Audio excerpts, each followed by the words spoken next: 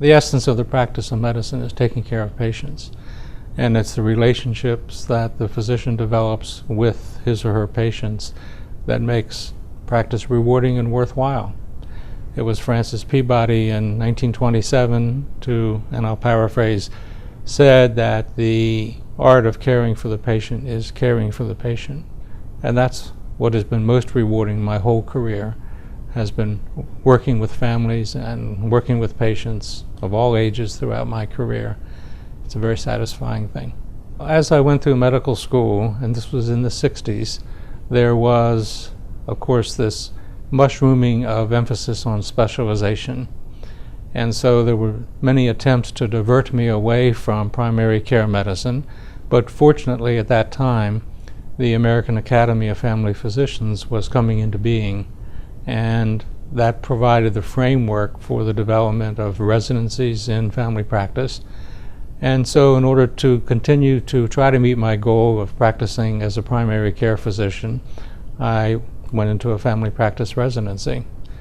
And after my time on active duty in the Navy, then I began doing family practice in a small town, but with a group of other physicians.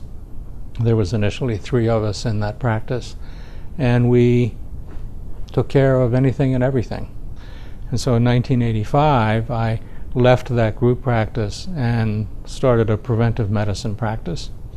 And that went very well. I think it was, my mother always used to say I was 10 years ahead of my time.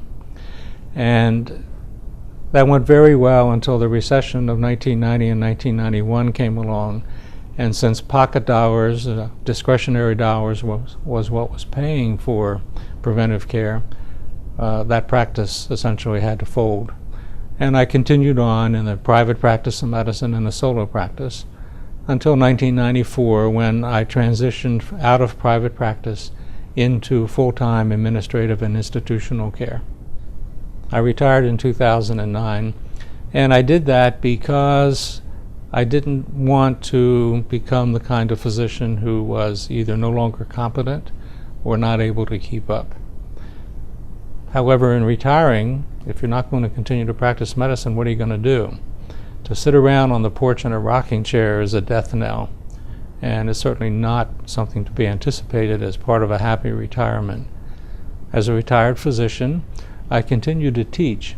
Actually, I teach at McDaniel College in the gerontology program, and I continue to teach with the American Medical Directors Association, teaching physicians how to become medical directors in long-term care.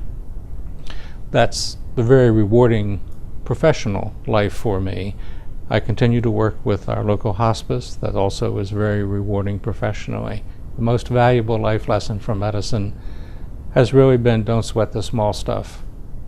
There's too much time and energy that is wasted on worrying about things that you can't change, worrying about things that other people want you to do that you can't do, and you have to know what you can do to do it well, and enjoy life.